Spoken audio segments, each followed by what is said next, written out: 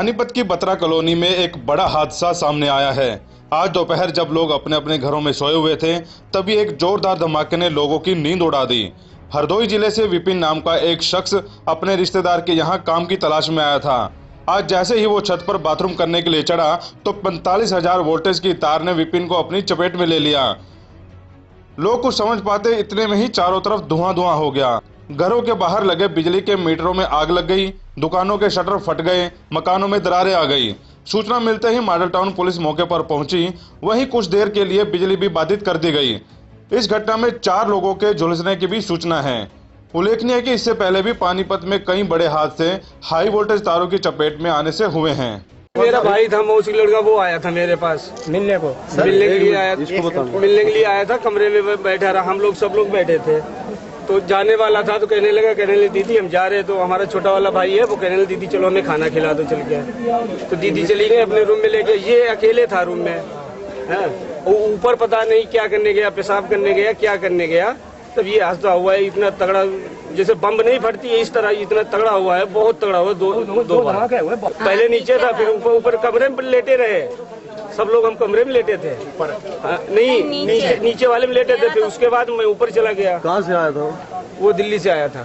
और अभी ये तो भाई साहब मैं देख नहीं पाया। तो इतना धमाका हुआ है, बम ब्लास्ट ऐसा हुआ है, 2 बार हुआ है। तो मैं ऊपर कमरे से भागा हूँ तो हमें कुछ दिखाई नहीं दे रहा था धुआं के अलावा। कैसे यही मालूम हो कि सब सफेद सफेद काला काला सब नीचे तक, नीचे ऊपर सब। तब मैं दीवार से कूदा हूँ, देखा है तो भाई जल रहा था हमारा मौसी लड़का।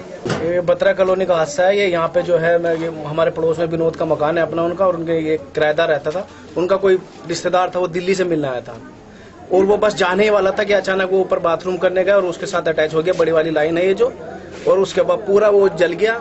उनका पूरा मकान जो क्षतिग्रस्त हो गया। यहाँ पे जो है रास्ता है अपना, जितनी भी वहाँ से केबल वायर आ रही थी वो सारी उसके अटैच होती हुई सारी ब्लास्ट हो गई। और जो राहगीर था, एक बंदा जा रहा था, वो मैं जानता नहीं उसका क्या नाम है, उसका यहाँ पे पूरा बदन जल गया और उसके पूरे सर के बाल उड़ गए। और ये हमारा ये यहाँ पे जो है मकान, इसमें दरार आ गई है। अंदर एक किराएदार है, उसके जो स्लैब है उसमें भी दरार आ गई, ऊपर से ब्लास्ट हुआ है। हमारा यहाँ इस कॉलोनी में दूसरा मकान हमारा है। कितने साल से? करीबन होगा यहाँ पे 30-35 साल हो गए। पहले 3-4 घटना हो चुकी थी। बहुत बार शिकायत की मगर कोई सुनवाई नहीं होती। अब भी तो फिलहाल ये छोटे वाले जो नॉर्मल सी लाइन होती है वाले जो घरेलू मीटर होते हैं इनके आए हैं बस रिपेयर करने के लिए, बाकी बड़े वाले कोई नहीं। तो कॉलोनी में इस माहौल में कैसे रह पाते हो? ये तो बहुत दहशत हुई। आप आवाज सुन लो, चेर बारिश होती है, आंधी तूफान ऐसी, इसमें इतनी कम से कम 3-4 फुटे लपटें निकलती है जी। बहुत खतरनाक है ये तो पूरी कॉलोनी के लिए।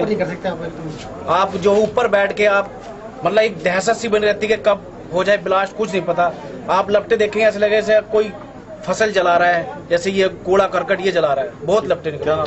विपिन नाम का आदमी अपनी मौसी के लड़के के पास आया हुआ था, जो ऊपर काफ़ी हाई वोल्टेज तार क्रॉस कर रही है। तो उसके नज़दीक जाने की वजह से उसको चपेट में आ गया, जिसको हॉस्पिटल में पहुंचा दिया गया है। नियम अनुसार कार्रवाई की जाएगी। हादसा वोल्टेज के हाई वोल्टेज तार के नज़दीक जाने की वजह से हुआ। और भी कोई झुलसा? एक अन्य आदमी हो रहा है जो दूसरे मीटरों के नज़दीक खड़ा था, वो उसकी वजह से स्टेप होने की वजह से वो